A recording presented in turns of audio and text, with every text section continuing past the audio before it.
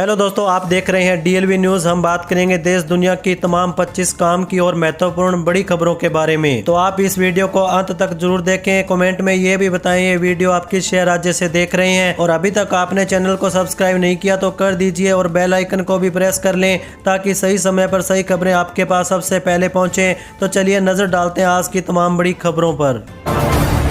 देखिए, पहली सबसे बड़ी खबर, पीएम किसान योजना की 22वीं किस्त का इंतजार करें किसानों के लिए एक बड़ा अपडेट है। मीडिया रिपोर्ट के अनुसार यह किस्त 24 फरवरी 2026 के बाद या होली से पहले जारी हो सकती है। जिन किसानों की 21वीं किस्त रुकी थी उन्हें इस बार 4,000 रुपये मिलेंगे। योजना का लाभ जारी रखने के लिए ई-KYC अनिवार्य होगी। किसान आधिकारिक वेबसाइट पर अपना स्टेटस चेक कर सकते हैं। वहीं अगली बड़ी खबर देखिए, कांग्रेस 17 फरवरी को मनरेगा से जुड़े मुद्दों पर उत्तर प्रदेश विधानसभा का घेराव करेगी। ग्रेटर नोएडा में जिला अध्यक्ष दीपक भाटी चोटीवाला ने बताया कि पार्टी ने 1 माह से मनरेगा बचाओ छुपाल के माध्यम से श्रमिकों और किसानों को जागरूक किया। उनका आरोप है कि प्रदेश सरकार मनरेगा योजना को कमजोर बना रही है, जिसके विरोध में यह प्रदर्शन किया जा रहा है। आमजन का समर्थन मिलने का दावा किया गया। चलिए अगला अपडेट देखिए, केंद्रीय शिक्षा मंत्री धर्मेंद्र प्रधान ने ममता सरकार पर निशाना साधते हुए कहा, बंगाल में देश के सर्वाधिक शिक्षक विहीन स्कूल है। उन्होंने आरोप लगाया कि नई शिक्षा नीति लागू न करने से राज्य को समग्र शिक्षा मिशन के तहत 10,000 करोड़ रुपए का नुकसान हुआ। प्रधान ने कोलकाता में एक शिक्षक सम्मेलन में यह भी कहा कि बंगाल सरकार ने जादवपुर विश्वविद्यालय के लिए केंद्रीय निधि भी अस्वीकार कर दी। वहीं देखिए दोस्तों, मोदी सरकार ने शहरों के विकास के लिए 1 लाख करोड़ रुपए के अर्बन चैलेंज फंड को मंजूरी दे दी है। इसका लक्ष्य 5 वर्षों में शहरी क्षेत्रों में 4 लाख करोड़ रुपए का निवेश आकर्षित करना होगा। यह योजना सरकारी अनुदान के बजाय बाजार से धन जुटाकर निजी भागीदारी और सुधारों के माध्यम से शहरों को आर्थिक विकास का केंद्र बनाएगी। वहीं अगली बड़ी खबर देखिए, अखिलेश यादव ने मुख्यमंत्री योगी आदित्यनाथ के शंकराचार्य संबंधी बयान पर पलटवार किया। उन्होंने कहा कि केवल पहनावे से कोई बाबा नहीं बनता। सीएम बिष्ट साहब आईना देखकर बोल रहे हैं। अखिलेश ने योगी पर गंभीर धाराओं वाले मुकदमे हटाने और पुलिस के भाजपा कार्यकर्ता की तरह काम करने का आरोप लगाया। उन्होंने भाजपा को सनातनी न्याय बताते हुए कहा कि वे केवल सनातन का चोला ओढ़ते हैं। वहीं देखिए दोस्तों, मुख्यमंत्री रोजगार सहायता योजना के तहत अब महिलाओं को 2 लाख रुपए की सहायता राशि 4 चरणों में मिलेगी। इसके लिए ग्रामीण विकास विभाग ने विस्तृत कार्य योजना जारी की है। महिलाओं को प्रत्येक चरण में अपनी ओर से अंशदान करना अनिवार्य होगा। सहायता राशि के लिए ग्राम संगठन मूल्यांकन करेगा और कई शर्तें पूरी करनी होगी, जैसे नियमित बैठक में भाग लेना और बचत करना। वहीं अगला अपडेट देखिए, मुख्यमंत्री उमर अब्दुल्ला ने भारत अमेरिका व्यापार समझौते पर आपत्ति जताई। उनका कहना है कि यह समझौता जम्मू कश्मीर की बागवानी के लिए हानिकारक होगा, विशेषकर बादाम, अखरोट और सेब जैसे उत्पादों पर। उन्होंने स्थानीय किसानों के नुकसान की आशंका व्यक्त की। साथ ही उन्होंने बांग्लादेश में नई सरकार से भारत के साथ बेहतर संबंध बनाने की उम्मीद जताई। अस्थिर पड़ोसियों के महत्व पर भी जोर दिया। इसी के साथ आगे बढ़ते हैं अपन खबरों में। देखिए, पश्चिम बंगाल में सरकारी कर्मचारियों के बकाया महंगाई भत्ते को लेकर सियासी और कानूनी हलचल तेज हो गई है। सुप्रीम कोर्ट ने 100% डीए भुगतान का निर्देश दिया, जिसमें 25% तत्काल चुकाना होगा। मुख्यमंत्री ममता बनर्जी ने मुख्य सचिव की अध्यक्षता में एक समिति गठित की है जो आदेश का अध्ययन करेगी। उन्होंने कानूनी रूप से संभव कदम उठाने की बात कही। सरकार पर वित्तीय दबाव बढ़ाने की भी संभावना है। वहीं देखिए, अमेरिकी ट्रेड डील के बाद रूस से तेल खरीदी के मुद्दे पर भारत की स्थिति स्पष्ट करते हुए विदेश मंत्री एस जयशंकर ने कहा कि भारत रणनीतिक स्वायत्तता के प्रतिबद्ध है। उन्होंने म्यूनिख सिक्योरिटी समिट में बोला कि ऊर्जा और विदेश नीति पर निर्णय स्वतंत्र रूप से लिए जाएंगे। उन्होंने जोर दिया कि खरीद संबंधी निर्णय व्यावसायिक होते हैं। वहीं देखिए, रेल मंत्रालय 1 मार्च 2026 से यूटीएस टिकट बुकिंग ऐप बंद करने जा रहा है। अब यात्री अनरिजर्व प्लेटफॉर्म और सीजन टिकट के लिए रेल वन ऐप का उपयोग करेंगे। यह नया ऐप सभी रेलवे सेवाओं को एक जगह ही एकत्रित करेगा, जिसमें आरक्षित टिकट, ट्रेन जानकारी और शिकायत समाधान भी शामिल है। यात्रियों से असुविधा से बचने के लिए 1 मार्च से पहले रेल वन ऐप डाउनलोड करने की अपील की गई। वहीं अगली बड़ी खबर देखिए, झारखंड बिजली वितरण निगम लिमिटेड ने बिजली दरों में लगभग 60% की भारी वृद्धि का प्रस्ताव रखा, जिससे उपभोक्ताओं पर बड़ा आर्थिक बोझ बढ़ेगा। शहरी घरेलू दरें 6.85 से लेकर 10.30 और ग्रामीण दरें 6.70 से लेकर 10.20 प्रति यूनिट करने का विचार है। इस प्रस्ताव पर जनता की राय जानने के लिए 27 फरवरी को धनबाद में जन सुनवाई आयोजित की जाएगी।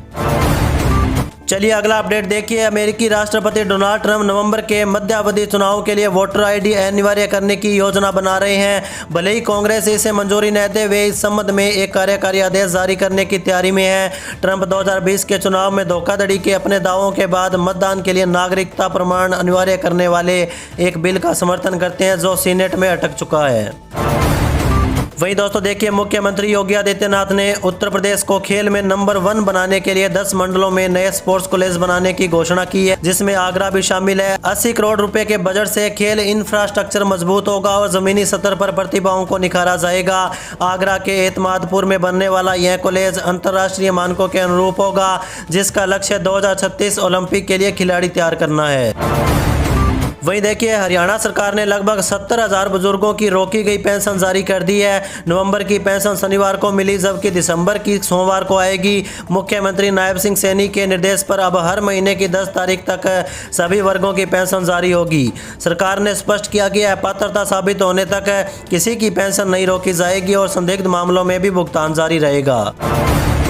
चलिए अगली बड़ी खबर देखिए। महाराष्ट्र के उप मुख्यमंत्री देवेंद्र फडणवीस ने कांग्रेस अध्यक्ष हर्षवर्धन सपकाल द्वारा टिप्पू सुल्तान की तुलना छत्रपति शिवाजी महाराज से करने पर कड़ी आपत्ति जताई।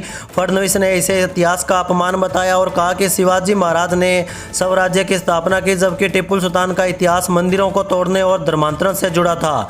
भाजपा ने कांग्रेस से माफी की मांग उठाई, जिससे महाराष्ट्र में इतिहास बनाम राजनीति की बहस तेज हो गई है। वहीं अगला अपडेट देखिए। बांग्लादेश की नई सरकार का शपथ ग्रहण समारोह 17 फरवरी को होने जा रहा है। बांग्लादेश नेशनल पार्टी BNP के मुख्य तारिक रहमान बांग्लादेश के प्रधानमंत्री पद की शपथ लेंगे। शपथ ग्रहण समारोह का आयोजन बांग्लादेश की अंतरिम सरकार करेगी। इस खास मौके के लिए अंतरिम सरकार के मुख्य सलाहकार मोहम्मद यूनुस ने भारत समेत 13 देशों के नेताओं को न्योता भेजा। वहीं देखिए दोस्तों, बिहार की 1.56 करोड़ महिलाएं मुख्यमंत्री सब रोजगार के लिए महिला रोजगार योजना के अंतर्गत 10,000 रुपए की मदद पा चुकी है। अब उन्हें इंतजार 2 लाख रुपए की अगली किस्त का है। प्रशासन की ओर से इस बारे में पूरी जानकारी सामने आ चुकी है। महिलाओं को एक साथ 2 लाख रुपए नहीं मिलेंगे, बल्कि यह पैसा 4 किस्तों में जारी होगा। साथ ही इसके लिए कुछ शर्तें भी रखी गई है, जिन्हें महिलाओं को पूरा करना होगा। चलिए आगे बढ़ते हैं अपन खबरों में। देखिए, राजस्थान में उप मुख्यमंत्री और राज्य की वित्त मंत्री दिया कुमारी ने आगामी वर्ष के लिए राजस्थान सरकार के बजट में विभिन्न क्षेत्रों में विकास से संबंधित कई नई परियोजनाओं की जानकारी दी। इसी सिलसिले में उन्होंने बताया कि प्रदेश में बुनियादी ढांचे के विकास के लिए कई प्रयास जारी हैं। इनका उद्देश्य राज्य में पर्यटन और निवेश को बढ़ावा देना होगा। दिया कुमारी ने इसी संदर्भ में बताया कि राजस्थान में हवाई यात्रा के विकास के लिए कई परियोजनाओं पर विचार जारी है। वहीं वित्त मंत्री ने अपने बजट भाषण में कहा कि प्रदेश में 4 जिलों में नए एयरपोर्ट खोलने की योजना है। ये एयरपोर्ट सीकर, झुंझुनू और भरतपुर डिग जिले के संयुक्त इलाके में खोलने का प्रस्ताव है। उन्होंने बताया कि अभी इस बारे में एयरपोर्ट खोलने की सुविधा का पता किया जा रहा है। इन सभी जगहों पर फिजिबिलिटी स्टडी करवाई जाएगी। वहीं अगली खबर देखिए। तेलंगाना नगर निगम चुनाव में कांग्रेस ने शानदार जीत दर्ज की, जिससे रेवंत रेड्डी सरकार को मजबूती हुई। कांग्रेस ने 2582 में से 1300 से अधिक वार्ड जीते, जबकि BRS को लगभग 700 और भाजपा को 275 वार्ड मिले। भाजपा ने करीमनगर और निजामाबाद में बहुमत हासिल किया। कई नगर पालिकाओं में त्रिशंकु परिणाम के बाद पार्टियां निर्दलीय उम्मीदवारों का समर्थन जुटा रही है।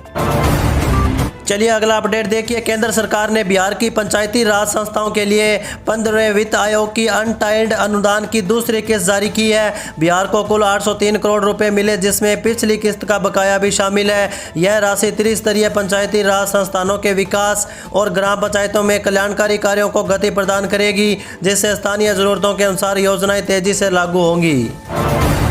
वहीं देखिए, उत्तर प्रदेश में आयुष्मान भारत योजना के तहत 89,791 ऑपरेटर निष्क्रिय पाए गए, जिससे आयुष्मान कार्ड बनाने की प्रक्रिया बाधित रही। रिपोर्ट के अनुसार कुल 1.14 लाख ऑपरेटर ID में से केवल 24,762 सक्रिय पाए गए।